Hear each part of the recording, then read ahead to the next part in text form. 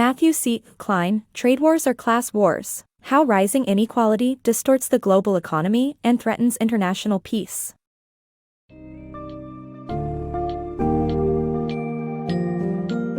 Step into the intricate web of trade and financial flows that can shape or break the world's economy with Trade Wars Are Class Wars by MatthewCKlein and Michael Pettis.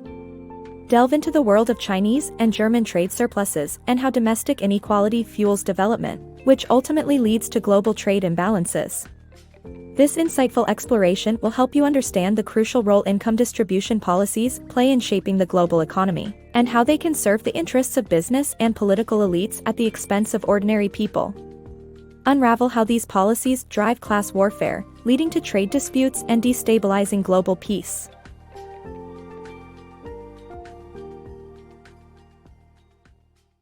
Inequality, Trade, and Financial Flows. Klein and Pettis, in their book, investigate the interdependence of trade and financial flows on the prosperity of nations using Chinese and German trade surpluses as case studies. They reveal that domestic inequality arising from policies that benefit elites leads to trade disputes, creating inequity in deficit countries like the United States and threatening global peace.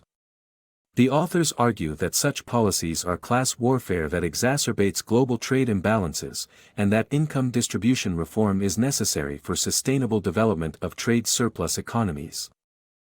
The economics of trade balance.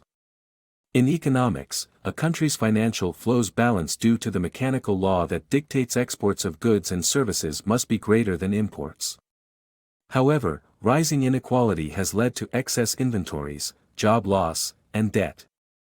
China, for instance, spends its surplus cash from exports on purchasing foreign assets, as the dollars earned from the U.S. market have no value until exchanged for something of worth. Capital in flux. Klein and Pettis reveal the flaws in popular antipathy to trade and how high-wage and high-savings models influence national development.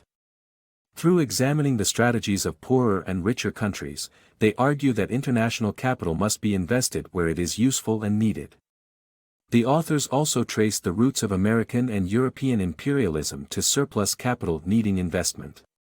The Japanese model offers insight into how national development can occur through transferring resources away from domestic consumers while raising living standards in the long run. China's wealth inequality and economic distortion. China's income disparity is fueled by regressive tax policies, migrant worker restrictions, and systematic wealth transfers to elites. This inequality distorts the global economy by limiting consumer spending and driving up savings rates. The 2008 financial crisis highlighted the consequences of over-reliance on exports, prompting a shift towards domestic investment. The imbalance in national income distribution obstructs other countries from accessing Chinese markets, while gluts of costly manufactured goods flood the global market, impeding economic progress. Solutions to China's economic distortion require a shift towards a more balanced and inclusive growth model, prioritizing fair wealth allocation, and boosting consumer spending.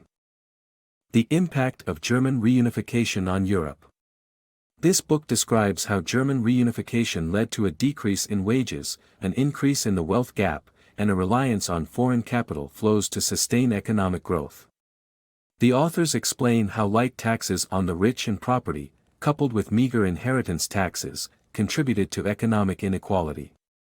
Furthermore, over a quarter of the value generated by German workers was sent abroad before 2008, which caused property bubbles, government fiscal crises, and sharp recessions in countries like Greece, Ireland, Italy, and Spain. The book highlights the recurrent problem with foreign surplus capital flows, which fuels both economic booms and busts. The burden of the reserve currency. After World War II, the Bretton Woods Agreement placed the US dollar as the center of the world's financial system. However, this has become a problem as certain countries are saving too much, leading to a global economic imbalance. With the dollar as the reserve currency of choice, the burden falls on the United States to absorb these imbalances, which hinders its manufacturing sector. Managing foreign surpluses. Klein and Pettis suggest that although the United States can manage external surpluses, controlling government spending in an import-reliant economy would lead to an economic downturn. Decreasing government borrowing shifts the burden on private borrowing, which could be detrimental. Addressing the global demand for U.S. assets requires an increase in government borrowing, providing the government with funds to invest in infrastructure and American manufacturing. For decades, the U.S. has played a significant role as a global spender. Inequality shapes economic systems. Inequality determines consumption versus savings patterns, with conflicts arising between workers and elites. The U.S. remains a dumping ground for other countries' surplus production and savings, while working citizens accumulate debt and wealthy individuals accumulate foreign assets. Government policies and economic disparities. Klein and Pettis' book exposes how government policies widen the gap between the rich and poor. Their detailed analysis sheds light on complex economic forces, allowing readers to gain crucial insights into how governments and economies interact. Though written for those in global finance, the authors present their arguments in an informative and nuanced way, enabling dedicated readers to understand how these policies affect different parts of society. Pettis' previous works, including The Great Rebalancing and The Volatility Machine, highlight his expertise in the field.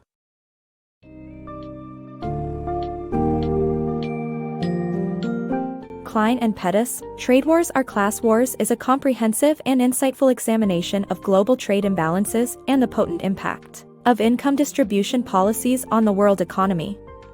The book conclusively shows how these policies lead to class warfare and the perpetuation of an unfair system, where the rich accumulate foreign assets, while working citizens bear the brunt of debt. The authors bring forth the need to address and rectify these inequalities for a sustainable and peaceful global economy. In the end, it's not just about trade wars between nations, but the conflicts between the welfare of workers and the vested interests of elites that mold the global financial landscape.